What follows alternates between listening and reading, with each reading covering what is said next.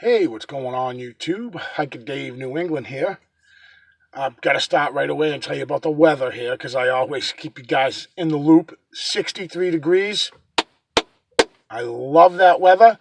It's got a little bit of a breeze here. I'm in my second home here doing some hiking, or I'm about to.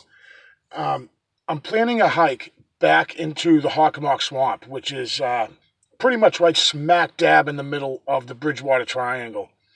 I've talked to you guys before, it was some time ago, about the Bridgewater Triangle. It's actually has some of the most paranormal sightings in the world, or at least concentrated paranormal sightings, Bigfoot and pterodactyls and thunderbirds and huge snakes the size of sewer pipes and UFOs and floating orbs. A ton of stuff happens in this swamp area that I'm planning to hike. I've hiked in there, I think twice, or maybe three times. My first hike there was really something. I went alone. I went twice. The first time I went alone, and I had some really strange stuff happen to me. One of them right away was my fully charged camera that I had just purchased, fully charged, was dead when I went in to record some pictures and stuff like that. I kind of had just started to get in to this. It was before my channel, before I started this channel, and I wanted to just take some pictures to show friends and family and stuff like that. And so let me just quickly go through some of the things that happened to me out there. Now, this is when I was alone, and I already know the history of the area growing up in Massachusetts and growing up in southeastern Mass my entire life. I knew of a lot of the stuff, a lot of the stories that go along, like 8,000-year-old Indian burial sites and just all the sightings, Bigfoot sightings, or large hairy ape bipedal creature sightings. And, there's some history, a lot of history to this place. The first thing that happened was my battery dying, and it's right as you walk into this area, you follow power lines at first before you break off left or right, depending on which way you want to go, and it follows power lines. So there's like a lot of energy in this place right off the bat to start with, and I felt spooked out of my mind here. But I mean, I had the hair on my arms and the back of my neck just standing on end, just about the entire hike. So I hiked in just to investigate. I had never walked in there before. I walked, I don't know, a few football fields, and I came to a crossroads, and I said, okay, I picked which way. I said, okay, this is the way I'm going to go when I come in here, because I just was scouting. I wasn't planning on hiking. I had, water with me and stuff like that, my usual survival items and stuff. And I said, well, let me just go up the road a little bit. I was so curious. I felt really drawn into this place. And as I took a left at this certain little crossroads, and as I'm hiking, I really felt that foreboding feeling, that something just in my mind telling me to turn around, just get the heck out of there. It just was really uncomfortable. But I didn't listen to that. I was so curious. The sun was out. I wasn't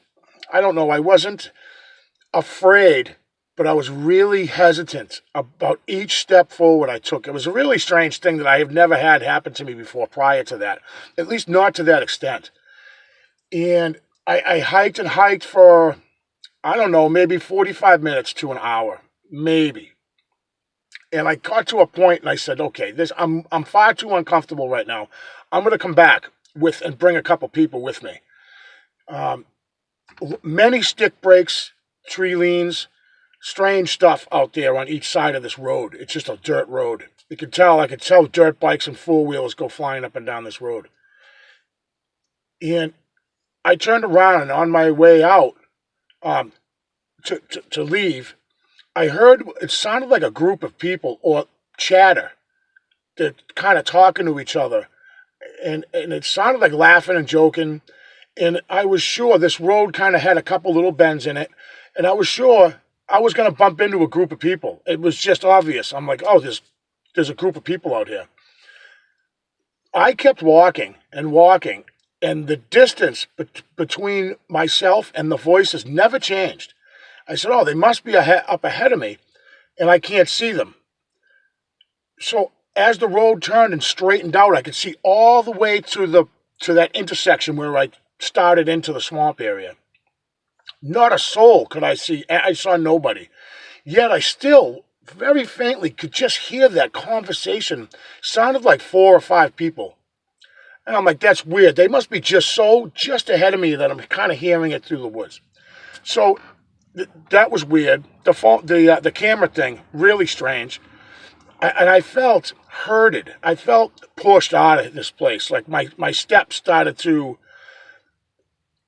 I felt like I started to hurry a little bit. I felt like almost I was being escorted. I didn't hear a heck of a lot on either side of the road or anything. I didn't hear any stick breaks. I heard tapping on 2 or 3 occasions, rhythmic tapping, which I thought was probably a woodpecker or something. And I continued, and I'm like, where are these people? I keep hearing nothing. I got to the crossroad, and I turned down to follow the power lines back out to where I parked on a main road, Route 138 is where the swamp is, right off of this route. A long straight road. One of them roads where you can get your car up to $120 if you felt like there was enough of a straightaway there. And I had something thrown at me. I was recording with my phone just to show friends. And I was talking, and something landed right next to me. And now there's no trees, just power lines. So there was nothing that fell from anywhere. So something was either tossed at me, or I don't know how something could have fallen. I don't know whether something was thrown at me. Let's just get that right out there right now. I felt it at the time that something was tossed at me, a pebble of some sort. Because on each side of me was this tall grass, 6 or 7 feet high. And anyways, I finally get out of there. Like I said, I felt pushed the whole time. I was being pushed out of this place. I get back to my vehicle, and I turn my vehicle on, and I listen to a sports talk radio station here in Boston. And the gentleman on the radio said, okay, it's a 4-hour show. It starts at 2:00 p.m. And the gentleman says, okay, we got 2 more hours to go in the show. We're going to take some phone calls. And I looked at the clock, and it said 4. It was like 4:02 or whatever. And I said, that's weird. I came in here this morning.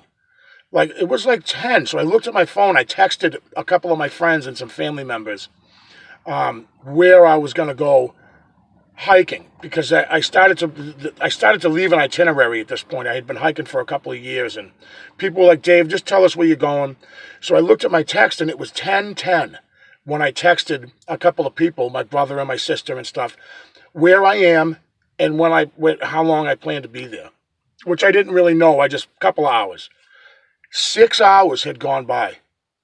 I was not out there for 6 hours. I would stake a paycheck on that I was not hiking out there for 6 hours. I would say maybe 2, 3 at the most. So I never told anybody that or mentioned that, and I just really wrote it off to, man, that's how much I enjoy hiking, that I lost 6 hours, you know what I mean? Or I somehow lost a couple of hours there. And recently, I've been thinking that the more I get into this research and stuff, I've heard other people tell of losing time. And for me, that's easy to do. When I hike, I don't put a time limit on my hike. I don't say, okay, I'm only going to be out for a couple of hours. I just go with the flow. Well, that day was not a 6-hour flow. I know it. I have a 2-liter Camelback, right? A bladder that holds 2 liters of water.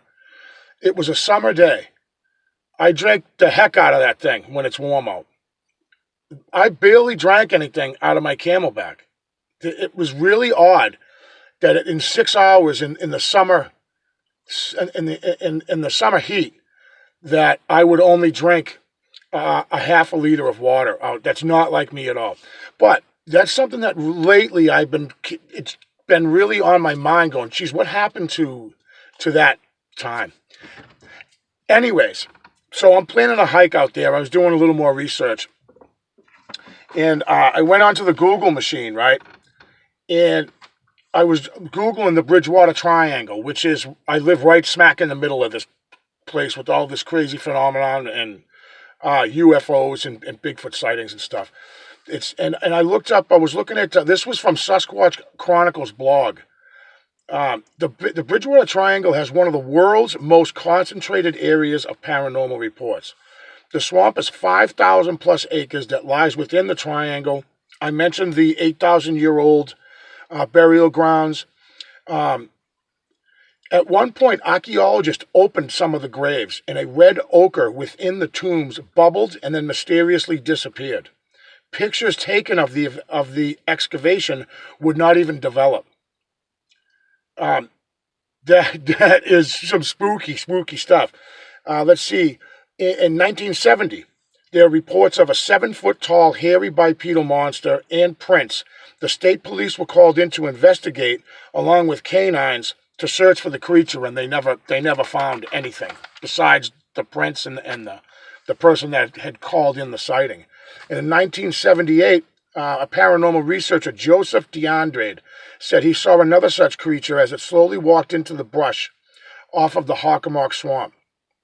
As recent as 2009, there were sightings in Freetown, Mass., which is one of the outer edges of the triangle, the western tip of the triangle.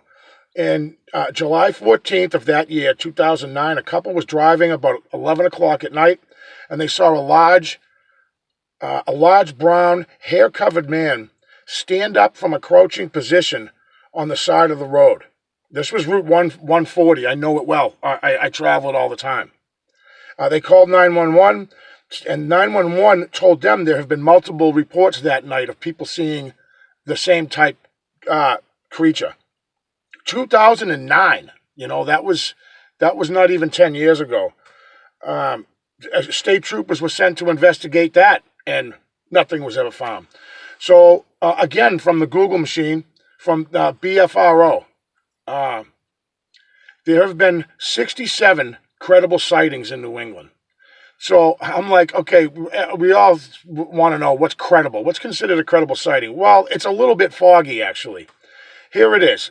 The definition: a large, hairy, bipedal, non-human primate distributed over the North American continent to varying degrees of concentration. So basically, it's an unknown species of animal not yet captured. And if your report kind of fits that parameter, there's your credible sighting. So I kind of broke it down a little bit. The BFRO broke down the numbers. Connecticut had 5 sightings. Maine has 13 sightings. Massachusetts has 22, which is the most of all New England. Where I live, Massachusetts has 22 sightings. New Hampshire has 13 sightings, Rhode Island with 5, and Vermont with 6. I believe in Massachusetts, the reason why the sightings are more is because it's less forested area. In Vermont, there are hundreds of square miles of untouched forest, but yet only 5 or 6 sightings. Well, that's because it's such a remote area. People aren't out walking in the woods, or you have to take into consideration people that won't say that they've seen anything. They don't want to say a word. So, it was nice to brush up on that stuff like that. And I made a video about the Hockomock Swamp before. And I'll mention it again. If you've never heard of the Bridgewater Triangle and you like paranormal stuff and UFOs and orbs and stuff like that, the Bridgewater Triangle is a fantastic read. Any information you can get on it, you'll definitely enjoy it. And I love that I live in the middle of this place. And it has one of the most concentrated sightings in the world. Just this one little area. So I'm going to go for a hike. I'm going to take you guys with me. It's beautiful today. No sun. I like it when it's overcast. And thank you so much, guys, for clicking. And I'll definitely see you on the next one.